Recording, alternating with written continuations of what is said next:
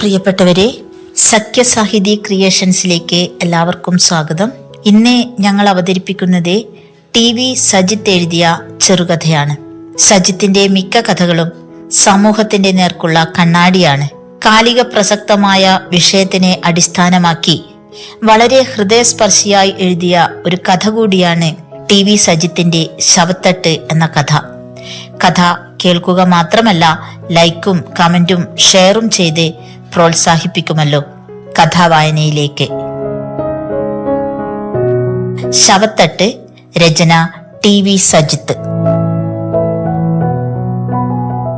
ഉമ്മയുടെ ലോകം ആർക്കാണുപ്പ? ഉപ്പയും ഉപ്പയുടെ ലോകവും ആർക്കാണുപ്പ? ഞാനെന്ന ലോകം ആർക്കാണുപ്പ? എന്നിലെ ലോകം ആർക്കാണുപ്പ? തന്നോളം പൊക്കമുള്ള 6-7 വയസ്സുള്ള മൽഖ എന്ന കുട്ടിയുടെ സ്കൂൾ യൂണിഫോമിൽ നിന്നുള്ള കുറിപ്പ് അബു വിറയലോടെ വായിച്ചു.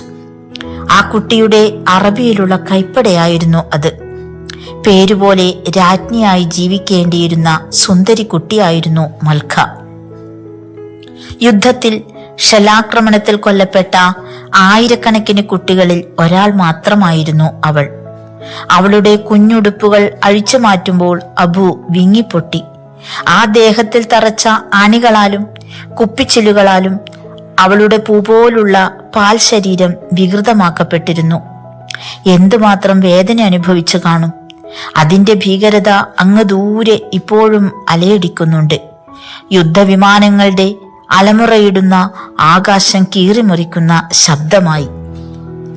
അബു 4 അടി മാത്രം പൊക്കമുള്ള മോർച്ചറി അസിസ്റ്റന്റാണ്. അതെ, മോർച്ചറി അറ്റൻഡറായി കേരളത്തിൽ നിന്നും ഇസ്രയേലിലെത്തിയ മെഡിക്കൽ ഓഫീസർ. ഒരു കണക്കിന് കുടിയേറ്റക്കാരനാണ് അബുവും, പ്രവാസിയായി. മൽഖയാകട്ടെ കുടിയേറ്റ ഭൂമിയിലെ ഒരു ജീവൽ തുടിപ്പ്. മൽഖയുടെ വിദ്യാലയത്തിൽ ഷെൽ പതിച്ച് 23 കുട്ടികളും ടീച്ചർമാരും മരിച്ചു. 18 പേർ ജീവച്ഛവമായി ചികിത്സയിലാണ്. കയ്യും കാലും കണ്ണും മൂക്കും ചിന്നിച്ചിതറി ഏതൊരു മനുഷ്യരുടെയും കരളലിയിക്കുന്ന കാഴ്ചയാണ് ആ ഹോസ്പിറ്റലിൽ മുഴുവൻ. എല്ലാം കഴിഞ്ഞ് കീറി മുറിക്കാതെ എംബാം ചെയ്യാനായി ഇവിടേക്കെത്തുന്നു. തുന്നിക്കെട്ടേണ്ട ആവശ്യമില്ല ഒരു ദേഹവും. 1000-ലധികം കുഴികളും കീറലുകളും ആ പിഞ്ചു ശരീരങ്ങളിൽ തന്നെയുണ്ട്. ചില കണ്ണുകളിൽ ഇരുമ്പാണി തറച്ചിരിക്കുന്നത് കണ്ടിട്ടുണ്ട്. പൊന്നോമനകളെ, അള്ളാഹ്! അബു ആ മോർച്ചറിയിൽ നിന്ന് ഉറക്കെ നിലവിളിച്ചു. അവന്റെ കയ്യിൽ നിന്നും മൽഖ കുട്ടി എഴുതിയ പേപ്പർ വിറച്ചു. ആ കവിതയുടെ ചോദ്യങ്ങൾ അലയടിച്ചു. കുഞ്ഞു ശവശരീരങ്ങൾ കേൾക്കുമാറ് അബു വരികൾ ഉറക്കെ ചൊല്ലി, ആരും കേൾക്കാനില്ലാതെ. ഉമ്മ എന്ന ലോകം ആർക്കാണുപ്പ? ഉമ്മയുടെ ലോകം ആർക്കാണുപ്പ? ഉപ്പയും ഉപ്പയുടെ ലോകവും ആർക്കാണുപ്പ? ഞാനെന്ന ലോകം ആർക്കാണുപ്പ? എന്നിലെ ലോകം ആർക്കാണുപ്പ? ഈ ലോകം ആർക്കാണുപ്പ? അബുവിന്റെ മനസ്സിലും അത് ചോദ്യമായി തന്നെ അവശേഷിച്ചു. മോർച്ചറി മുഴുവൻ അബുവിന്റെ നിലവിളിയും കവിതയും അലയടിച്ചു. ആ മോർച്ചറിയിൽ മുഴുവൻ ജഡങ്ങളായിരുന്നു. ഒരുപക്ഷെ ജീവനുള്ള ശവശരീരങ്ങളും കണ്ടേക്കാം. ആ ഹോസ്പിറ്റലിൽ താങ്ങാൻ പറ്റുന്നതിലേറെ പേർ ചികിത്സ തേടിയെത്തുന്നു.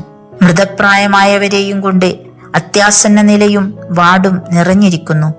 മരിച്ചവരെയും ജീവനുള്ളവരെയും വേർതിരിക്കാനാവാത്ത വിധം നിറയുന്നു. ഇത് കുട്ടികളുടെ മോർച്ചറിയാണ്. ശവശരീരം വയ്ക്കാനായി തട്ടുകളായി അറകളുണ്ട്. എല്ലാം 4-5 അടിയുള്ള കുഞ്ഞറകൾ. അബുവിന്റെ പൊക്കമില്ലായ്മ തന്നെയാണ് ആ ശവത്തട്ടിന്റെ കാവലാളായി അവിടെ നിയോഗിക്കപ്പെട്ടത്. യുദ്ധം തുടങ്ങുന്നതുവരെ ഒരു കുഞ്ഞു മൃതശരീരം പോലും കണ്ടിട്ടുണ്ടായിരുന്നില്ല. കേരളത്തിലെ തന്നെ പ്രഗത്ഭരായ ഡോക്ടർമാർ ആ ഹോസ്പിറ്റലിലുണ്ട്, നഴ്സുമാരും. ദൈവം തന്ന ജീവനെ വിട്ടുകൊടുക്കുവാൻ ആ മാലാഖമാരും ഡോക്ടർമാരും തയ്യാറല്ല. ഊണും ഉറക്കവും കളഞ്ഞവർ ജീവൻ നിലനിർത്തും. പക്ഷേ കുടിയേറ്റവും കയ്യേറ്റവും അധിനിവേശവും എന്നീ പേരുകളിലുള്ള യുദ്ധങ്ങൾ നിരപരാധികളായ പാവങ്ങളെ കൊന്നൊടുക്കുന്നു. മൽഖായുടെ മുഖം തുണി കൊണ്ട് മൂടിയപ്പോൾ അബു നോക്കി. ആ കുഞ്ഞിന്റെ മുഖം അവനിൽ അത്രമാത്രം പതിഞ്ഞിരിക്കുന്നു. എന്തെന്നറിയില്ല. ഷഫ്ന എന്ന പെങ്ങളുടെ മുഖമോ അയൽപക്കത്തെ നന്ദനയുടെയോ പോലുള്ള നിഷ്കളങ്ക മുഖം. ജീവിച്ച് കൊതി തീർന്നിട്ടില്ലാത്ത കുഞ്ഞുങ്ങൾ. ആ മുഖം തുണി കൊണ്ട് ചുറ്റി ശവത്തട്ടിലേക്ക് മാറ്റുമ്പോൾ മോർച്ചറിയുടെ പാതി താഴ്ത്തിയ ഷട്ടർ ആരോ ഉയർത്തി. ഒരു സ്ത്രീ അബുവിനെ കണ്ട് തന്റെ തിരിച്ചറിയൽ കാർഡ് കാണിച്ചു. പാകിസ്ഥാൻകാരിയാണവർ. അബുവിനോട് ഉറുദുവിൽ എന്തൊക്കെയോ പറഞ്ഞു.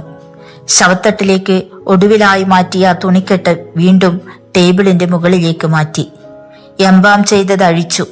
ഇനി ഒരിക്കലും കാണാനിടയില്ലാത്ത മൽഖായുടെ മുഖം ആ പാകിസ്ഥാനി ടീച്ചറുടെ ഒപ്പം അബുവും കണ്ടു. ടീച്ചർ കുട്ടിയെ വാരിയെടുത്തു നിലവിളിച്ചു. സ്വന്തം മക്കളെ പോലെ കാണുന്ന ടീച്ചർമാർ, ഈ ലോകത്തെ അമ്മമാരേക്കാൾ സ്നേഹിക്കുന്നവർ, അവർക്ക് എങ്ങനെ താങ്ങാനാവും? മൽഖായെ ടീച്ചറിൽ നിന്നും അബു വാങ്ങി. ശവത്തട്ടിൽ നിന്നും കുഞ്ഞുങ്ങളെ കൊണ്ടുപോകാൻ സമയമായി. മിനിഞ്ഞാന്ന് 72 മൃതദേഹങ്ങളാണ് കൊണ്ടുപോയത്. ഇന്ന് വരാൻ സമയമായി. ടീച്ചർക്ക് അബു ആ അറബി കവിത കൊടുത്തു. കരഞ്ഞുകൊണ്ടിരുന്ന ടീച്ചർ അതുകൂടി വായിച്ചപ്പോൾ നിലത്തിരുന്നു. 4 അടിയുള്ള അബുവിന്റെ കണ്ണിലേക്ക് നോക്കി ആ ടീച്ചർ പറഞ്ഞു, ഈ കവിത എഴുതിക്കഴിഞ്ഞ് ആയിരുന്നു മിസൈൽ ആക്രമണം. അവൾ ആ കവിത ചൊല്ലിയപ്പോൾ ആ മിസൈൽ ശബ്ദം പോലും കേട്ടിട്ടുണ്ടായിരുന്നില്ല. മൽഖായുടെ മണിമൊഴിയിൽ ഒരു യുദ്ധ കാഹളവും കേൾക്കില്ലായിരുന്നു. പക്ഷേ മൽഖ, അവളുടെ ഉമ്മ എങ്ങനെ സഹിക്കും? അവരറിഞ്ഞു കാണില്ല തന്റെ മകൾ, അല്ല ദത്തുപുത്രി, മടങ്ങി വരാത്ത ലോകത്തേക്ക് പോയെന്ന്. അബുവിനോടായി ടീച്ചർ മൽഖയുടെ കഥ പറഞ്ഞു. കുട്ടികളില്ലാതെ 15 വർഷം കാത്തിരുന്നൊടുവിൽ ഒരു ഇന്ത്യക്കാരിയുടെ വാടക ഗർഭത്തിലൂടെ പിറന്നവളായിരുന്നു മൽഖ. ഇപ്പോൾ അവളും ഇല്ലാതായിരിക്കുന്നു. വീൽചെയറിൽ കാത്തിരിക്കുന്ന മൽഖായുടെ ഉമ്മയുടെ രൂപം അബു മനനം ചെയ്തു. അവനൊരു തീരുമാനമെടുത്തു. 2 ദിവസമായി ഈ മോർച്ചറിയിൽ. ദീർഘമായ അപ്രതീക്ഷിത ജോലി സമയം തീർത്ത് ഇറങ്ങണം. കുളിച്ച് 6 മണിക്കൂർ വിശ്രമിച്ച് വീണ്ടും വരണം. അപ്പോൾ മോർച്ചറിയിലേക്ക് ഒരു ആംബുലൻസ് കടന്നു വന്നു. അതെ, മൽഖായടക്കമുള്ള ചലനമറ്റ ദേഹങ്ങൾ എവിടെയോ കുഴിച്ച ഒറ്റ കുഴിയിലേക്ക് ബുൾഡോസറിന്റെ കയ്യിലേക്ക് എത്തിക്കാനായി പോകുന്നു. ശവത്തട്ടിൽ നിന്നും എടുത്ത മറ്റനേകം കുഞ്ഞുങ്ങളുടെ ദേഹങ്ങൾക്കൊപ്പം മൽഖായുടെ ശരീരവും മുഖമറിയാത്ത തുണിക്കെട്ടിനൊപ്പം മാറ്റി. ആ കാഴ്ച കാണാനാകാതെ മൽഖായുടെ ടീച്ചർ പുറത്തിറങ്ങി. പുറകെ ആ ആംബുലൻസും എങ്ങോട്ടോ പോയി. കരഞ്ഞു തളർന്ന, ഏന്തി വലിഞ്ഞു നടക്കുന്ന ടീച്ചറുടെ പുറകെ അബു ഓടിയെത്തി. അവന്റെ മനസ്സിലെ ആ ആഗ്രഹം അവൻ പറഞ്ഞു. തനിക്ക് ഇതേപോലെ ഒരു പെങ്ങളുണ്ട്. ബാപ്പയുടെ 2ാം വിവാഹത്തിലെയാ. പക്ഷേ താങ്കൾ മൽഖായുടെ കഥ പറഞ്ഞപ്പോൾ അവരുടെ വീട്ടിലേക്ക് ആ നിരാലംബയായ ഉമ്മയെ കാണണമെന്ന്. ഒരുപക്ഷെ ഈ ബോഡി അവിടെ എത്തും. അതിനു മുമ്പ് അവരെ കാണണം. തിരിച്ചിവിടേക്ക് തന്നെ എത്തണം. അബുവിന് ടീച്ചർ മൽഖായുടെ വീടിന്റെ വിലാസം നൽകി. മൽഖ എഴുതിയ കവിതയുടെ താളിന് പുറകിലായിരുന്നു വിലാസം കുറിച്ചത്.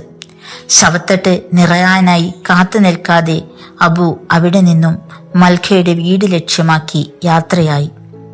6 മണിക്കൂറിന് ശേഷം ആ 4 അടി പൊക്കമുള്ള അബു എന്ന കുറുകിയ മനുഷ്യൻ ആ മോർച്ചറിയിലെത്തി. ഒഴിഞ്ഞ ഒരു ശവത്തട്ടിലേക്ക്. അബുവിന്റെ ശരീരം മുഴുവൻ ചില്ലു കഷ്ണങ്ങൾ വികൃതമാക്കിയിരുന്നു. പാതിയടഞ്ഞ കണ്ണിൽ ചോരയോടുകൂടിയ ഒരു ഇരുമ്പു ചീളും.